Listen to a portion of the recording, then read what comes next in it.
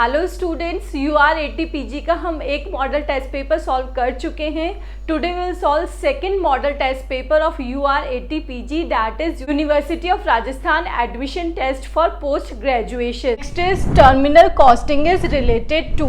Terminal costing आपकी related होती है कॉन्ट्रैक्ट कॉस्टिंग से। कॉन्ट्रैक्ट कॉस्टिंग का दूसरा नाम क्या है? Terminal costing. जो हमारे बिग जॉब्स हैं उनको ही हम कॉन्ट्रैक्ट बोलते हैं, और ये जो भी कॉन्ट्रैक्ट है वो कैरीड आउट होते हैं at the site of customer. ये जो जॉब्स परफॉर्म किए जाते हैं वो कस्टमर की साइट पर ही किए जाते हैं, not in the factory premises. Fine. Next is unit costing. Unit costing is a method of costing by unit of production where manufacturer is continuous। इसमें आपका मैन्युफैक्चरर लगातार चलता रहता है, यूनिट्स आर आइडेंटिकल। फाइन। जिसमें यूनिट्स आपकी identical होती है, कैसे? लाइक शुगर इंडस्ट्री और सीमेंट इंडस्ट्री और ब्रिक्स। अब इनमें क्या किया जाता है? सब जितनी भी शुगर इंडस्ट्री होगी उन सब में सेम ही मेथड्स यूज किए जाएंगे। सेकंड, जो भी आपकी यूनिट्स होती है वो आइडेंटिकल होती है, जैसे ये होगी आपकी पर quintal,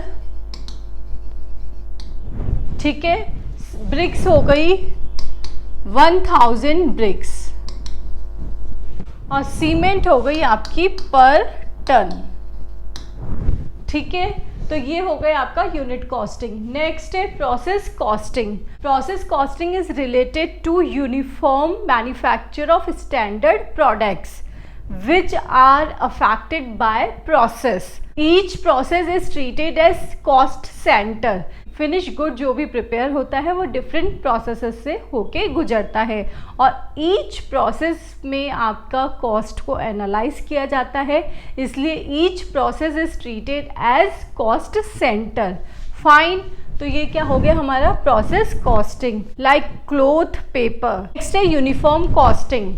Uniform costing is refers to a system. System means procedures and principles which are uniformly followed by several companies of same industry. That means जो एक ही व्यापार में लगी हुई है different companies, उन सभी में same principles और procedures follow की जाती है to be comparison। Fine. Comparison करने के लिए, इसलिए उनकी कॉस्टिंग क्या हो गई? Uniform costing. Question number 42 is मितव्ययी आदेश मात्रा ज्ञात करो यदि वार्षिक उपभोग 2000 इकाइयाँ, प्रति इकाई लागत 1.5 रुपये, प्रति आदेश लागत 6 रुपये, और प्रति इकाई भंडारण 1 वर्ष की औसत रहतिया पर 10% वार्षिक है। तो इसमें आपको क्या फाइंड आउट करना है? EOQ। EOQ का क्या फॉर्मूला है हमारा? That is 2AO divided by C, ठीक है।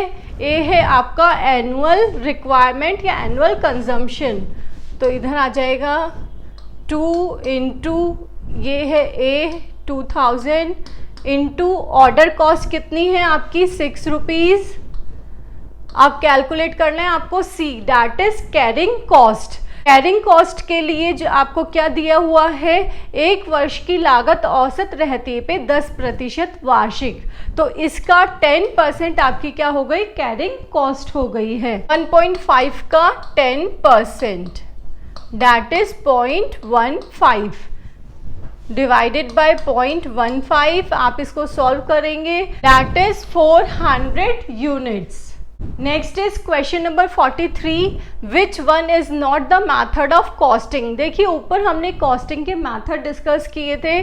कॉन्ट्रैक्ट कॉस्टिंग भी आपका मैथड है कॉस्टिंग का, टारगेट कॉस्टिंग भी मैथड है। इस टारगेट कॉस्टिंग में हम सर्टेन प्रॉफिट अर्न करने के लिए इसको यूज करते हैं। Target costing is an approach to determine the product life cycle cost ensuring desired profit. This is also a method of costing. Next is marginal costing. ये क्या है? आपकी टेक्निक है, ये मेथड नहीं है, तो इसका आंसर क्या होगा? Marginal costing.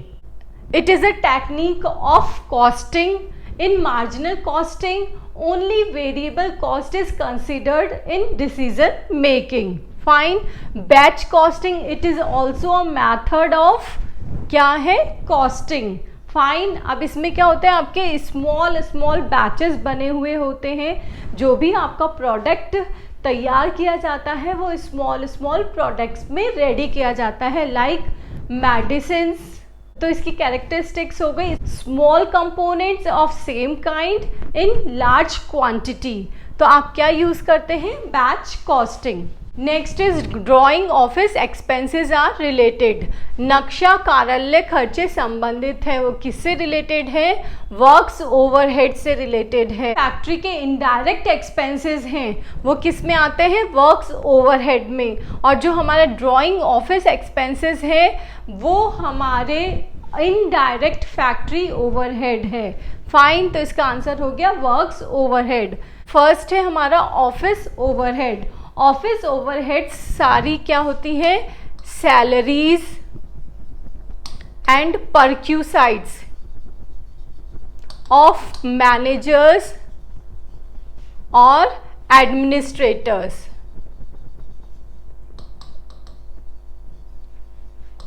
Selling overhead relates to the cost which are related to promoting the sales and retaining the customers. Fine. Distribution overhead is a cost of process which begins with the dispatch of product and ends when the goods are sent to customer. Items not included in cost accounts are.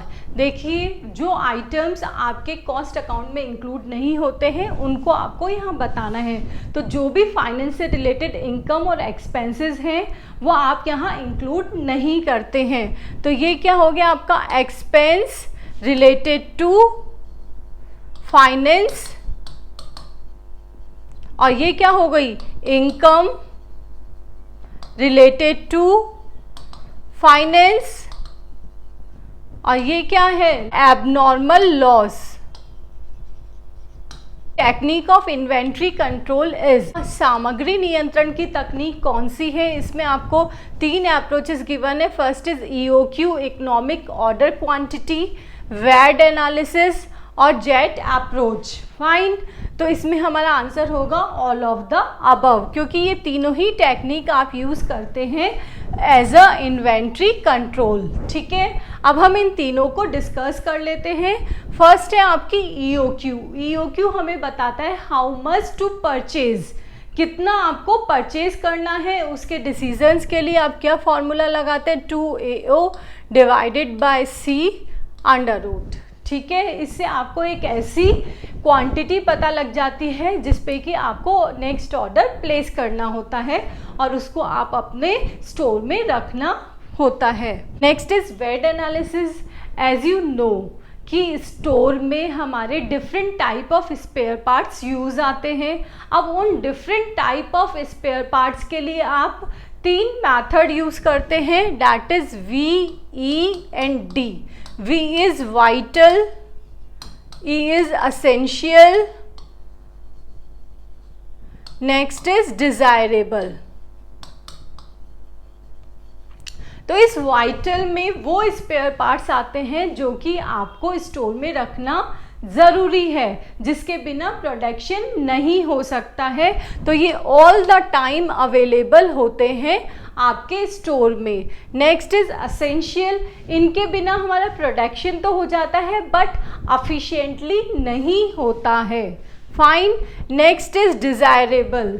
Desirable that means आप इसको machine के upkeep या workers की security के लिए use करते हैं. तो ये भी आपकी इन्वेंट्री कंट्रोल करते हैं. Next is JET approach, that is just in time. That is just in time. ये सबसे पहले यूज़ किया गया था जापान में. वहाँ पे क्या किया गया कि जो भी इन्वेंट्री है उसको आप स्टोर में नहीं रखते हैं. जैसे नेक्स्ट डे आपको रिक्वायरमेंट है 10,000 यूनिट्स की. फाइन. तो ये उसकी पहले से ही प्लानिंग कर लेते हैं और उसका ऑर्डर कर देते हैं एक दिन पहले. तो वो ऑर्डर प्लेस हो जाता है आपका एक दिन पहले, तो मॉर्निंग सुबह ही आपको ये रॉ मटेरियल अवेलेबल हो जाता है आपके प्रोडक्शन हाउस में। फाइन, अब आप उसी दिन यूनिट्स प्रोड्यूस करके फिनिश गुड्स भी आप सेम डे ही डिस्पैच कर देते हैं। इस टाइप से ये रोटेशन चलता रहता है। इसमें ना तो आपको स्टोर में रॉ मटेरियल रखना पड़ता है, ना ही फिनिश गुड्स। तो इससे ये जो प्रॉपर प्लानिंग की जाती है वो क्या कहलाती है? Approach, that is just in time approach. Fine, next is compute labour turnover by flux rate method. आपको फ्लक्स रेट मेथड यूज करना है, तो फ्लक्स रेट मेथड में आपका फॉर्मूला है किसका? लेबर टर्नओवर का, that is number of separations plus replacements divided by number of workers. Fine, तो अब यहाँ से आप रीड करेंगे कि क्या क्या इंफॉर्मेशन आपको लेनी है। देखिए यहाँ से हम इंफॉर्मेशन कलेक्ट करेंगे। Number of workers on 1 April and 30 अप्रैल आपको गिवन है, इससे आपको एवरेज निकल जाएगा 950 plus 1050, that is 2000 divided by 2। तो एवरेज नंबर ऑफ वर्कर्स कितने आ गए? 1000 एवरेज नंबर ऑफ वर्कर्स। ठीक है, नेक्स्ट है no left, number of left है 10, 30 कार्य मुक्त किए गए। अप्रैल में 140 नियुक्त है, जिनमें से 120 कारखाना विस्तार से कारण है। तो नंबर ऑफ लेफ्ट और discharge, that means number of separation. तो 30 प्लस 10 दैट इज 40, तो नंबर ऑफ सेपरेशन हो गया 40 प्लस रिप्लेसमेंट। अब रिप्लेसमेंट में आप देखेंगे कि 140 में से 120 क्या है? फैक्ट्री एक्सपेंशन से, तो 20 क्या हुए? रिप्लेस हुए हैं। तो divided by plus 20 divided by 1000 into 100। Fine, तो लेबर रेट क्या आ रही है आपकी? 60 divided by 1000 into 100, that is 6%। अब 6% आपकी क्या आ रही है? मंथली आ रही है, क्योंकि ये आपने मंथ के अकॉर्डिंग निकाला है। अब आपको एनुअल कैलकुलेट करना है, तो एनुअल रेट क्या है? That is 6 multiply by 12, 72%, that is 73%। Compute work cost of job under HALSEP system if standard time 9 hours, actual time 6 hours, wages rate 30, material of job 320 and works overhead recovered at 150% of wages। अब आपको हालसे system इसमें apply करना है, तो हालसे system का हमारा क्या formula होता है? That is actual time multiply by rate plus 50% multiply by that is time saved multiply by rate.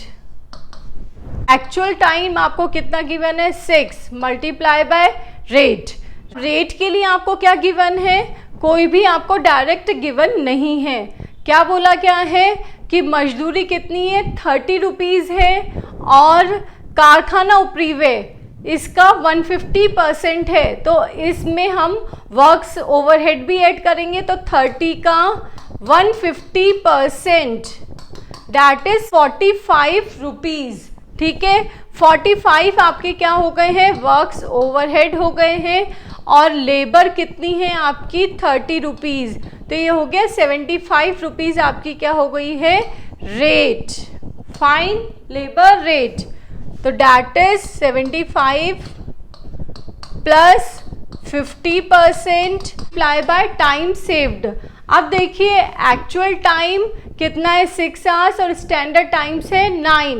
That means time saved का फॉर्मूला क्या होता है? Standard time minus actual time, 9 minus 6, तो 3 मल्टीप्लाई बाय 75। फाइन, इसको solve करेंगे। 450 plus 112.5, 562.5, ये आपकी क्या आ गई है, लेबर रेट आ गई है। ठीक है, अब आपसे क्या बोला गया है, मटीरियल ऑफ द जॉब कितना गिवन है, 320 रुपीज। 320 में आप ये लेबर का ऐड कर देंगे तो आपका क्या आ जाएगा, कॉस्ट ऑफ द जॉब। ठीक है, तो 562.5 प्लस 320, ठीक है, 882.5, तो आंसर है आपका C. Next is conversion cost. It is the cost that is incurred by manufacturing companies to convert raw material into finish goods. Raw material को फिनिश गुड्स में कन्वर्ट करने के लिए मैन्युफैक्चरिंग कंपनीज जो भी कॉस्ट इंकर्ड करती है वो है कन्वर्जन कॉस्ट।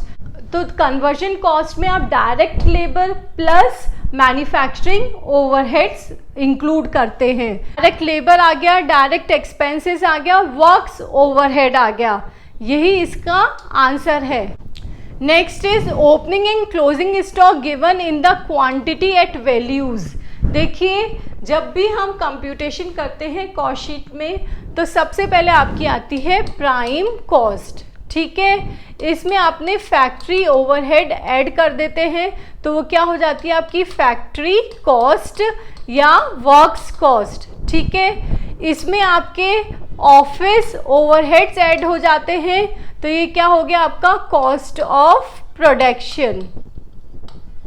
ठीक है, अब इसमें आप क्या करते हैं, add opening stock less closing stock. ठीक है, तो इसका आंसर क्या हो गया कि आपने क्वांटिटी किस पे वैल्यूड करते हैं, कॉस्ट ऑफ प्रोडक्शन पे।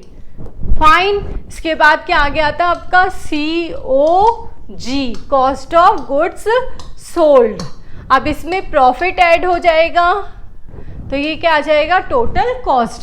तो इसमें आपका आंसर क्या है, cost of production per units. इसी पे ही ओपनिंग और क्लोजिंग स्टॉक की क्वांटिटीज की वैल्यू की जाती है। Next is order receive from the 3 types of classing weighting 18, 45, 27 tons respectively. 10% of raw material used are wastage and sold at 20% of raw material cost. Material cost ₹250 per ton. Find total cost of material 18, 45 और 27। ठीक है, अब ये बोला गया है कि प्रयुक्त कच्ची सामग्री में शेयर कितना हो रहा है, 10% का आपका लॉस है जिसको कि आप कितने पे कर देते हो, 20% पे आप उसको बेच देते हैं। सामग्री की लागत ये है तो कुल लागत बताइए। तो अब आपको पहले ये देखना होगा कि आप इनपुट कितना कर रहे हैं, ये तो आपका आउटपुट है, इनपुट देखना है। ठीक है, इसका है x, इसका है y, इसका है z। तो इसका 10% क्या हो गया, 0.1x, 0.1y, 0.1z। ठीक है, ये लेस कर दिया आपने तो 18 आ गया, ये आ गया, वो आ गया। तो अब आप इसकी वैल्यू फाइंड आउट करेंगे कैसे, x माइनस 10% हो गया तो 1/10 x equals to 18। 10x minus 1x equals to 180। 9x equals to 180, x equals 180/9 that is 20। तो x की यूनिट्स क्या आ गई हैं आपकी 20, y की आ जाएगी आपकी 50 और z की आ जाएगी 27। ये आपका आ गया है इनपुट। अब आपको कॉस्ट निकालनी है तो इनपुट में आपकी कितना दिया हुआ है, 250 रुपये पर यूनिट दिया गया है तो 250 से मल्टीप्लाई कर दो इनको, 5000, 12500, 7500। अब इसका 10% आपका क्या हो गया है, लॉस। 10% लॉस 500, 1250, 750, ये वेस्टेज है आपका। ठीक है, अब इस वेस्टेज से आपको इनकम कितनी हो रही, 20%। तो 500 का 20% हो गया आपका, दैट इज 100 रुपीज। 1250 का 20%, 750 का 20%, ये आपको सेल ऑफ स्क्रैप है 50 और 150, ठीक है। अब आपने इनपुट की यूनिट की कॉस्टिंग कितनी है 5000 माइनस कितना रिसीव हो गया 100, तो ये आ गया आपका 4900। इधर 12500 लेस 250 डेट इज 12250। इधर 7500 लेस 150 डेट इज 7350। तो अब टोटल क्या हो जाएगा आपका 4900 12250 और 7350। तो आपका आंसर क्या आ रहा है date is 24500। Next is escalation clause is related to, सोपान धारा से संबंधित है। हमने ऊपर कॉन्ट्रैक्ट के बारे में पढ़ा था, जो भी आपके बिग जॉब्स हैं उनको ही आप कॉन्ट्रैक्ट बोलते हैं। फाइन, ये कॉन्ट्रैक्ट कस्टमर की साइट पे किए जाते हैं, not in the factory premises. क्यों? क्योंकि ये बड़े होते हैं, लाइक बिल्डिंग बनाना। फाइन, तो अब कई बार क्या होता है, ये जो कॉन्ट्रैक्ट है वो आपके 1 ईयर से ज़्यादा में इम्प्लीमेंट होते हैं या पूरे होते हैं। तो एट दैट टाइम आपकी लेबर कॉस्ट, मटेरियल कॉस्ट ये सब बढ़ जाती है। उसके लिए जो भी क्लॉज यूज़ किया जाता है that is your escalator clause. तो increase in the contract cost, तो इसका आंसर ये होगा। Next is working progress under control, costing is valued. देखिए, आप WIP का जो भी कैलकुलेशन करते हैं उसमें क्या होता है, cost of work certified plus work uncertified, profit taken to P&L, यही होता है फर्स्ट मेथड। सेकंड, इसमें आप ऐसे लिख भी देते हैं, value of work certified plus cost of work uncertified, इन दोनों का मीनिंग यही है, एंड का मतलब है plus. This profit kept that is profit taken to P&L, तो इसका आंसर होगा A and B। Look students, आप पेपर में देखेंगे कई बार मिस्टेक आ जाती है, तो जो हिंदी वाला वर्जन है उसे ही वैलिड माना जाता है। फाइन, तो आप जब भी क्वेश्चन में आपको कुछ इनकम्प्लीट लगे तो आप उसको हिंदी में जरूर रीड करें। Find cost of uncertified work, यदि प्रमाणित कार्य कितना है 50%, work certified is 50%, total work completed is 66.67 and the total cost जो आपका ये वर्क कंप्लीट हुआ है उसकी क्या है, दैट इज 180970।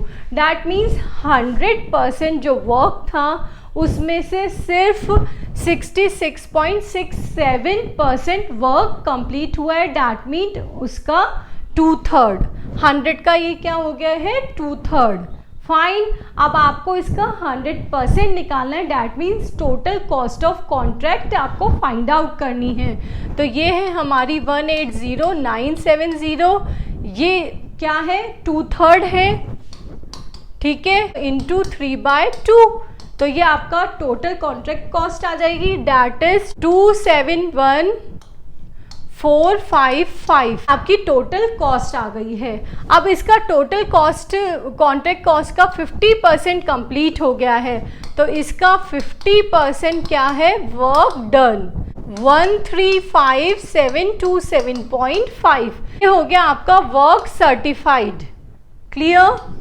और वर्क डन कितना है आपका 180970, तो अनसर्टिफाइड कितना हो गया, फॉर्मूला क्या है, cost of uncertified work that is total work done minus work certified. Total work done है आपका 180970 माइनस वर्क सर्टिफाइड है आपका 135727.5। आंसर है आपका 45242। Find the value of abnormal gain if input is 4000 units और आउटपुट है 300 यूनिट्स। नॉर्मल लॉस है 10% of input, तो इनपुट है आपका 4000, इसका 10% कितना हो गया है लॉस, तो ये हो गया 400। तो आपका आउटपुट कितना होना चाहिए, डैट इज 3600, लेकिन आपका आउटपुट कितना है 3800, डैट मीन्स ज़्यादा है। तो ये 200 यूनिट जो एक्सिस में है वो है आपका एबनॉर्मल गेन, यूनिट्स में आ गया ये आपका। अब आपको इसकी कॉस्ट फाइंड आउट करनी है, तो इसके लिए आपको क्या गिवन है, स्क्रैप सोल्ड गिवन है 2.5 पे और टोटल प्रोसेस कॉस्ट आपको गिवन है। तो हम पहले cost per unit find out करेंगे, तो कैलकुलेशन ऑफ कॉस्ट कर रहे हैं हम, दैट इज टोटल कॉस्ट जो हमारी प्रोसेस कॉस्ट है माइनस सेल ऑफ स्क्रैप जो कि आपका नॉर्मल लॉस से मिला है, divided by input minus normal loss in units. ठीक है, टोटल प्रोसेस कॉस्ट है आपकी 46,000 minus cell of scrap.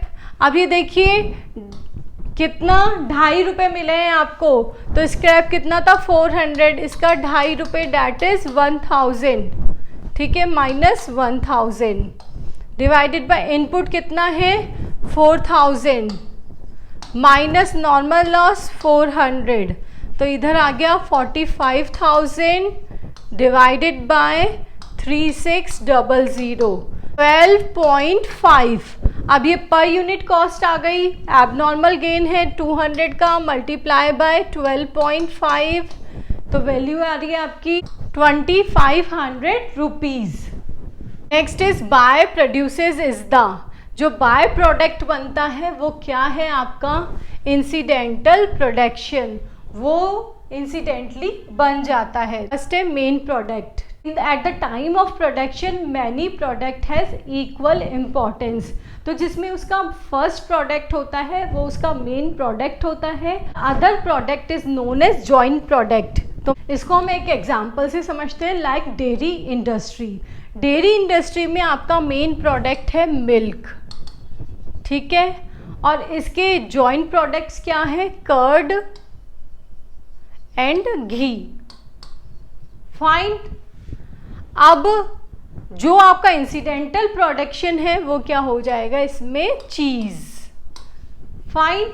Next है compute commercial ton kilometer if distance between A and B 130 kilometer, B to C 137 kilometer, C to D 200 kilometer, E to E 467 kilometer, weight carried in turns A to B 20, B to C 16, C to D 10 and D to E नील।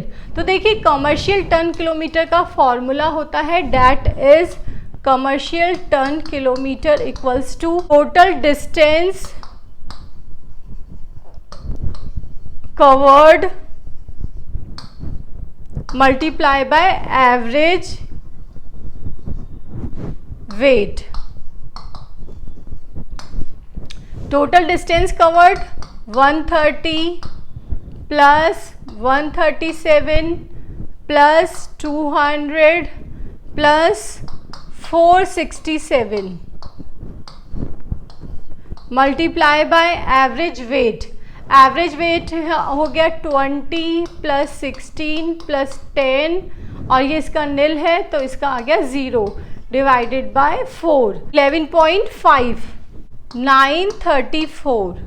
इन दोनों को multiply कर दीजिए 11.5, 10741। देखिए ये commercial ton kilometre हम discuss कर चुके हैं, इसमें एक होता है एब्सोल्यूट टन किलोमीटर।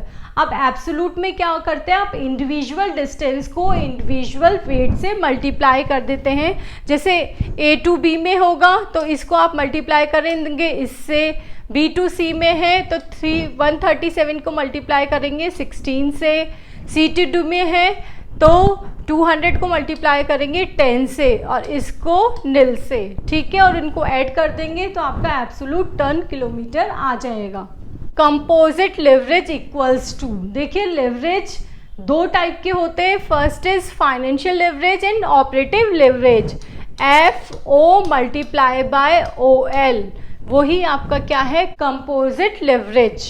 इसका फॉर्मूला होता है financial leverage equals to F EBIT divided by EBT। OL का क्या फॉर्मूला होता है, fixed cost divided by total cost. Next is financial leverage is also known as, this is the trading on loans.